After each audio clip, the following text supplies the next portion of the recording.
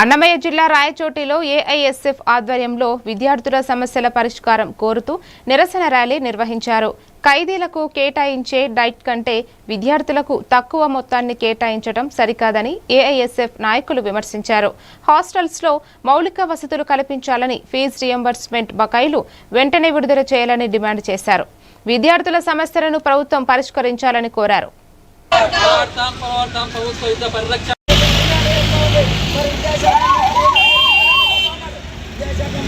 Cosmetic ఛార్జీలను పెంచాలి. పెరిగిన మార్కెట్ ఏఐఎస్ఎఫ్ 90 వసంతాలు పూర్తి చేసుకున్న సందర్భంగా రాష్ట్ర వ్యాప్తంగా ఉన్నటువంటి విద్యారంగ సమస్యలను పరిష్కరించాలని చెప్పి డిమాండ్ చేస్తూ అన్నమయ్య జిల్లా రాయచోటి పట్టణంలో నిరసన ర్యాలీ అదేవిధంగా ప్రదర్శన కార్యక్రమం నిర్వహిస్తూ ఉన్నాం. ముఖ్యంగా ఈ కార్యక్రమం ఈ ప్రదర్శన సందర్భంగా మీ యొక్క రాష్ట్ర ప్రభుత్వానికి ఒకటే హెచ్చరిక చేస్తున్నాం, డిమాండ్ చేస్తున్నాం. రాష్ట్రంలో విద్యారంగ సమస్యలు కోకొల్లగా ఉన్నాయి. ఈరోజు చూస్తూ అంటే సాంఘిక సంక్షేమ హాస్టల్లో కనీసం శాశ్వత భవనాలు లేక, కనీసం మౌలిక సదుపాయాలు లేక తీవ్ర ఇబ్బందులు గురవుతున్నారు. మీరు ఇచ్చేటువంటి 52 రూపాయలతో కనీసం వారానికి 2 పూట్ల చికెన్, అదేవిధంగా 6 గుడ్లు 6 అరటి పండ్లు పెట్టాలని చెప్పి ఏ విధంగా అయితే చెప్తారు. అదేవిధంగా ఖైదీకి అయితే 90 రూపాయలు ఇస్తున్నారు.